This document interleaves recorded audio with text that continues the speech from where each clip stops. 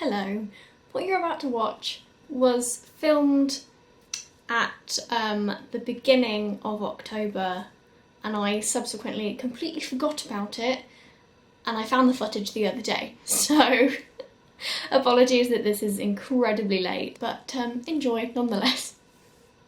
Hello bookworms and welcome back to my channel.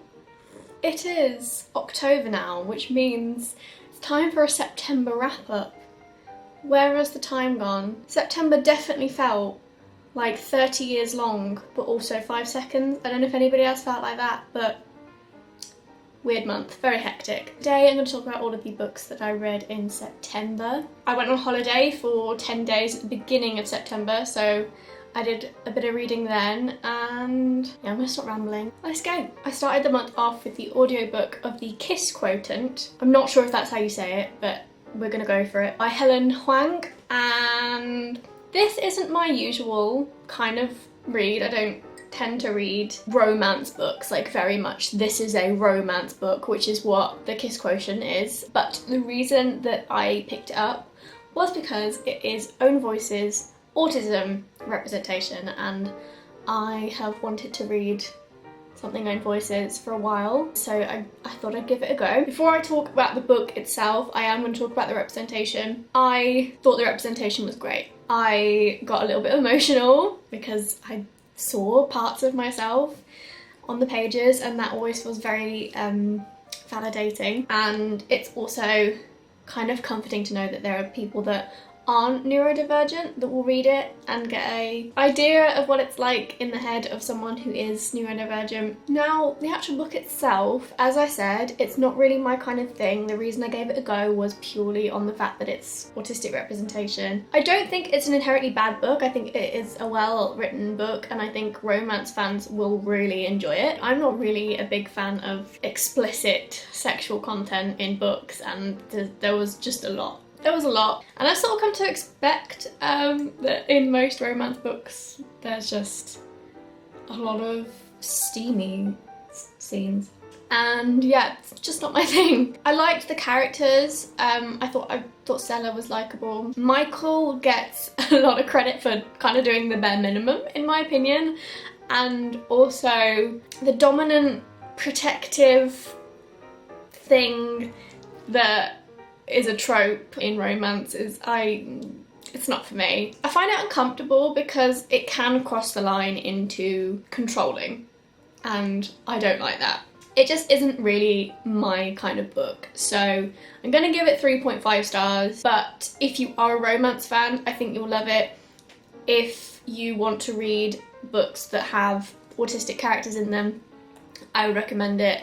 And also the fact that this book actually exists is massive, because not only is autism massively underrepresented in media, it's also massively underrepresented in life, especially in women and girls. There are so many girls that go through the system undiagnosed and don't end up getting diagnosed until later in life. I mean, the author herself actually had that experience. She didn't get diagnosed until she was an adult, so the fact that this book exists is a win for me personally. 3.5 out of 5 stars. I then read the ebook of Cersei by Madeline Miller, and I loved this book. I will now definitely be buying anything that Madeline Miller writes because her writing style is just beautiful.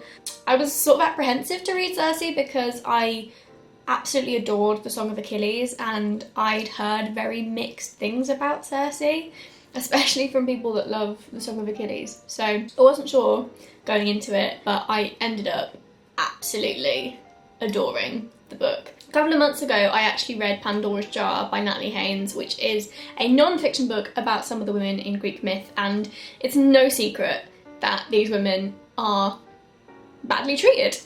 Greek mythology is full of misogyny. Did that rhyme? Kind of. So I love the idea that Cersei's story is kind of being reclaimed and retold from Cersei's point of view. But I think this book is a really important read, especially if you are a fan of feminist literature and Greek mythology, or any kind of mythology. Beautiful writing style, as I've come to expect from Madeline Miller. And I also really enjoyed the look into mortality versus immortality, because obviously Cersei is a goddess, she is immortal, and she has a lot of interactions with mortals. There's a lot of discussion over mortality and the fact that Cersei is immortal and is constantly having to watch the people that she loves die. And I've never come across anything where a character wants to be mortal. Most of the time it's the other way around, so I really enjoyed that sort of flip of expectations. I gave it 5 stars.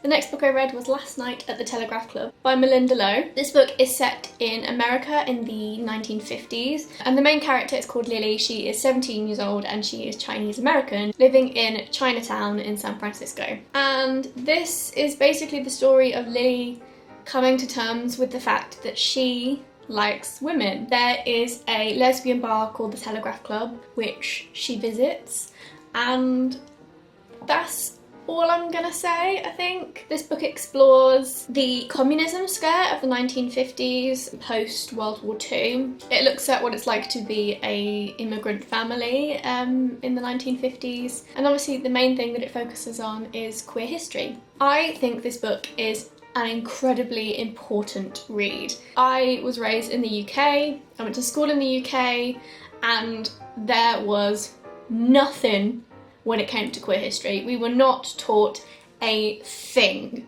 I left school about 8 years ago, so it's not been that long since I left school, but I don't know if it's improved since I left. I mean, Section 28 is gone, thank God, but apart from that, I'm not sure if there has been much improvement. Queer history just isn't taught. You have to look for it yourself, unfortunately. And even a lot of the queer history that we see in media tends to look at the male experience. Obviously, quite recently there was the drama series on Channel 4, It's a Sin. If you have not seen it, what are you doing? Watch it. One of the most important, beautiful, heartbreaking series I think I've ever seen. And it looks at the AIDS epidemic of the 1980s/90s. And yeah, but that's from sort of the male experience, because AIDS mainly affected gay and bisexual men. But this book looks at the female queer experience, so I think this book is a book that everyone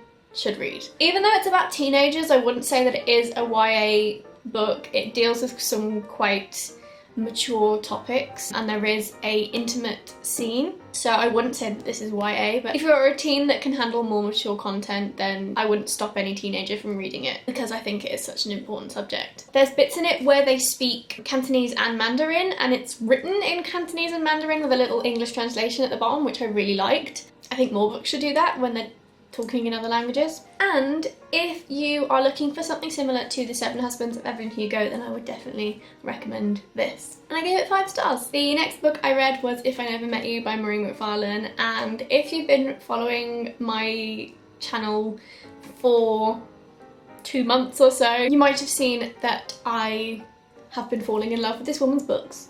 I read Last Night and Don't You Forget About Me a couple of months ago, and just love her writing style. If I Never Met You is about Laurie. She's 36 and she has been with her partner for 18 years, so a very long time. But one day out of the blue he says that he is leaving her, and he gives no reason. He just says that he doesn't want to be in a relationship anymore. They work at the same law firm, so she's gonna have to see him every single day. And then there's another character called Jamie Carter, and he also works at the law firm. He's a bit of a playboy, but he wants to become partner at the law firm, and the big boss is like, you don't take things seriously because you sleep around and you can't commit to things.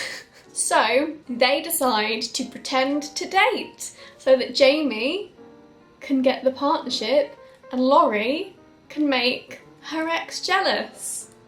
Sounds like a great plan, doesn't it? It's basically a fake dating trope. And I hear you say, but Elle, you don't really like the romance genre. You would be correct.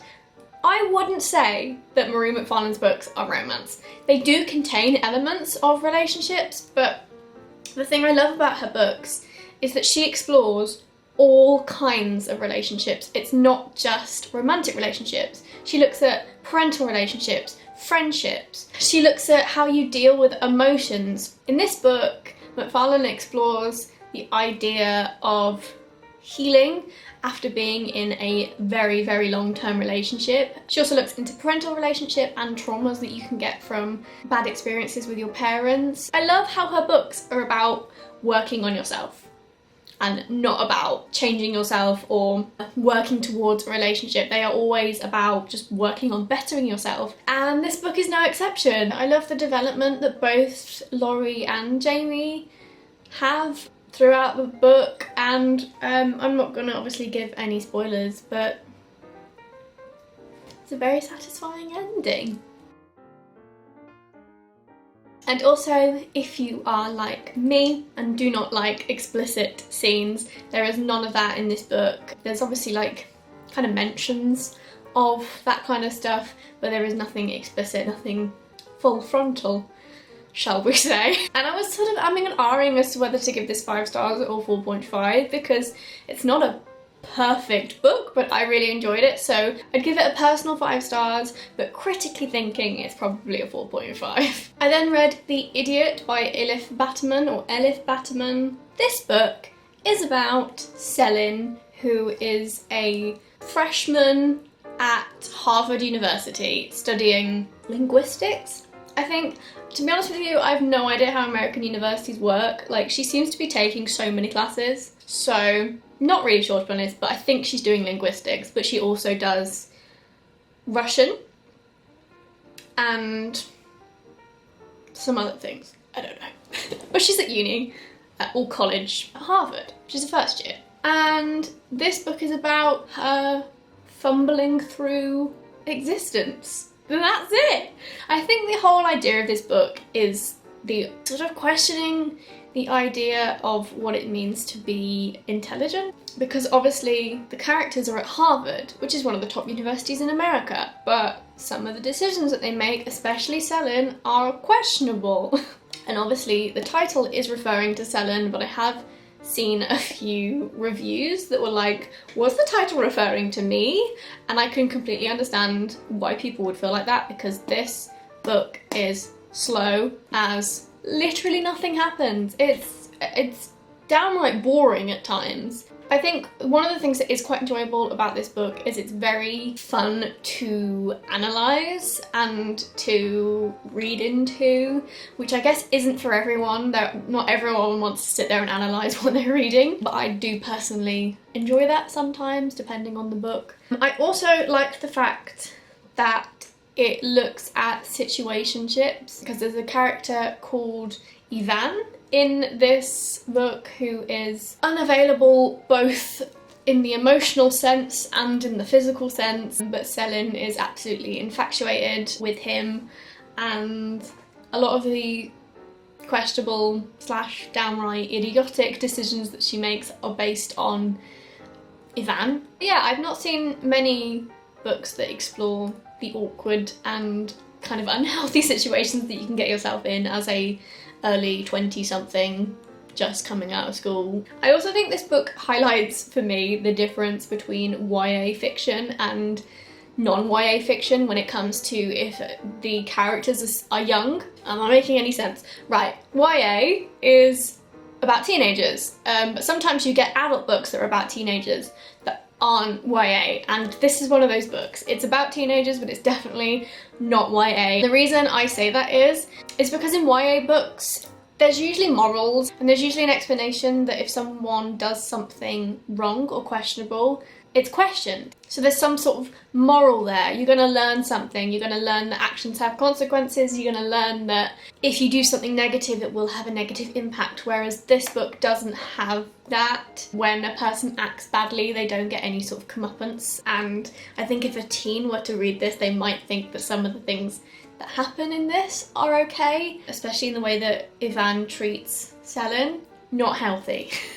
I also think most younger teens will probably be bored out of their brains reading this, because to be honest with you, I was bored half the time too. The question is, would I recommend this?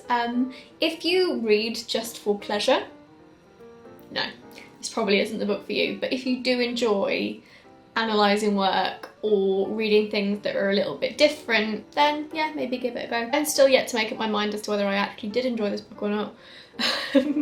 So I gave it 3 stars. I then read the 5th season by N.K. Jemisin, and I adored this book. I didn't really know what to expect because the back of the book is very mysterious. It doesn't really give a lot away. Also, I'm sorry, but this cover is just awful. And after reading it, I hate it even more because it doesn't give anything about the book. It doesn't give you the atmosphere of the book. It doesn't give you the vibe. I just don't like this cover.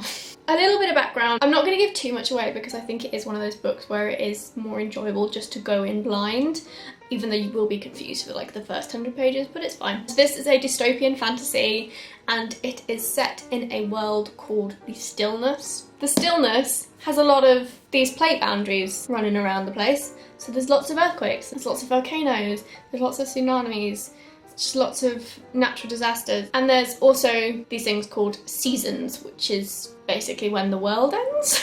But there are also people who have a special ability who can like control the earth, and they can like quell the shakes or they can cause them. But those people are also like discriminated against in this society, and most of them have to go and be trained to work for the whoever's in charge. I'm not explaining this very well, am I? And I think that's all I'm going to say, because I don't want to give anything away. Be warned, you will be very confused up until about the 100-page mark, and then things will start to click. Very satisfying moment when that happens, so keep going, because I assure you it will happen. And some of the twists in this book are just head exploding. This is definitely 100% an adult book. If you are under the age of 18, not for you. Some very adult themes. And obviously check trigger warnings if needed. I cannot wait to read the next one, although it's $9.99 in Waterstones, which is very expensive for a paperback, so I'm trying to find it secondhand somewhere so that I can continue the series. And my copy's doing that thing where it peels. And also, if you follow me, you might also be a fan of the Bone season, and if you're looking for something that's sort of similar, then I would recommend this, in the sense that it's a dystopian fantasy, people with abilities that are discriminated against. Yeah, I got similar vibe. I gave it 4.5 out of 5 stars. The next book I read was Before the Coffee Gets Cold, and it was an ebook and I don't have it and I can't remember who it's by, but here is the cover. And also it's translated fiction, so there's also someone that translated it into English because this is a Japanese novel. And this is a sort of magical realism, light fantasy kind of book, which I really love that genre. And the premise of this book is there is a cafe where if you sit in a specific seat and follow some very important rules, you can go back in time and you can speak to someone who also visited the cafe. There's 4 separate stories, but they all kind of link in some very satisfying ways. And yeah, that's pretty much it. It's a very short book. I read it as an ebook, so I'm not sure how many pages it is, but it was a very short book. And it's split into 4, so it's like 4 long chapters. It's just a very beautiful and fairly heartbreaking at times, nice little story. That's really all I've got to say about it, to be honest. It was a very enjoyable reading experience, and I think if you like that genre of magical realism, then you will really like this book. Another one that I don't really want to say too much about, because I feel like if you want the best reading experience, you should go into it blind. So that's all I'm going to say, and I gave it 4 stars. I then read The Bell Jar by Sylvia Plath, and this is considered a modern classic, and if you're a musical theatre fan, it is mentioned in the musical Heathers. So this is the story of Esther Greenwood. She is a female living in America in the 1960s, I would assume. It was published in the 60s, so I think it's set in the 60s. And Esther suffers with mental health issues. This is a book where you definitely should look up content warnings if you require them beforehand. It's not a book that I would recommend going into blind, but it basically looks at mental health care in the 1960s for women. And this was a particularly interesting read for me personally, because I actually have a family member who had mental health treatment in the 60s, and she had electrotherapy or shock therapy, which this character also has. I think this definitely is an important book to read to educate yourself on the history of mental health treatment. I don't really feel comfortable giving it a star rating because of the subject matter and also what happened to the author, but I think this book is incredible. I then read To the Lighthouse by Virginia Woolf. This was actually recommended to me by my tutor on the short course that I did a few months ago. I loved this book. It just seemed to encapsulate everything I love about books. I couldn't really tell you why. Not a lot happens in the book. It's basically about a family that holiday on the Isle of Skye, and that's it. And it's kind of set over 2 days, so it's in 3 parts, or 2.5 parts I'd say. The first part is 1 day when the children are young. There's then a 10-year gap, which is sort of like a little interlude, and then we have another day. And I'm obviously not gonna like give spoilers or anything because like a lot happens in that 10-year interlude, but I just loved that contrast between the first day and the second day. I'm also a big fan of stream of conscious narrative, which is what this is, and it's wonderfully descriptive. If you love a book that just completely and utterly takes you away and you can see it in your head, you'd love this. If you're more of a like concise reader, you like things to just be like bam bam bam bam, maybe this is not for you because it is very